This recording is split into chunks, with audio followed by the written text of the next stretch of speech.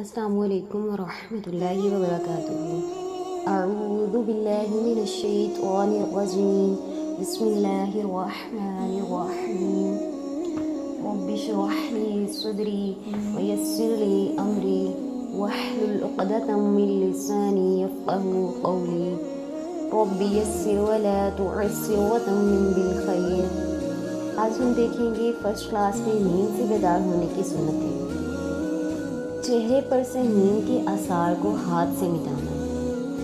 ایک حدیث میں ہے کہ رسول اللہ صلی اللہ علیہ وآلہ وسلم نیند سے بیدار ہو کر اٹھے اور نیند کے آثار کو ختم کرنے کے لیے چہرے پر ہاتھ پھیرنے لگے۔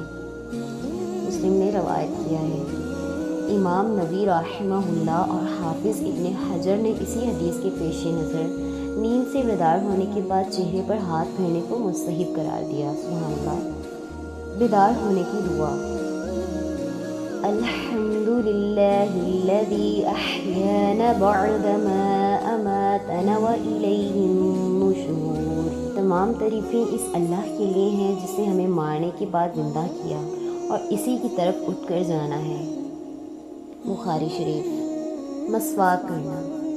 ایک حدیث میں ہے کہ رسول اللہ صلی اللہ علیہ وآلہ وسلم جب رات کی نیند سے بیدار ہوتے تو مسواک کے ساتھ منہ صاف کرتے۔ بخاری اور مسلم نے اسے روایت کیا ہے۔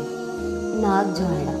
نبی کریم صلی اللہ علیہ وآلہ وسلم کا فرمان ہے، تم میں سے کوئی شخص جب نیند سے بیدار ہو تو وہ 3 مرتبہ ناک جھاڑے، کیونکہ شیطان اس کے نتنوں میں رات گزارتا ہے۔ بخاری اور مسلم نے اسے روایت کیا ہے۔ دونوں ہاتھوں کو 3 مرتبہ دھونا۔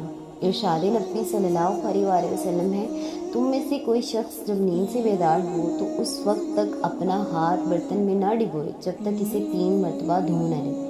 بخاری اور مسلم نے اسے روایت کیا ہے۔ سبحان اللہ۔ آج ہم نے 5 سنتیں دیکھیں، تو اب ہمیں یہ کرنا ہے کہ ہم نے ان پہ عمل کرنا ہے۔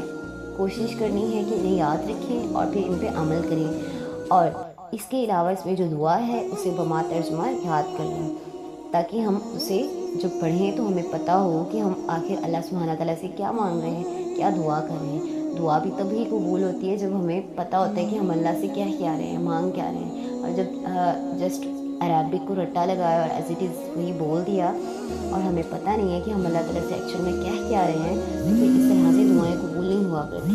سبحان اللہ۔ اللہ تعالیٰ ہمیں اس پہ عمل کی توفیق دے۔ آمین۔ سبحانک اللہم وبحمدک، نشہد ان لا الہ الا انت، نستغفرک ونتوب الیک۔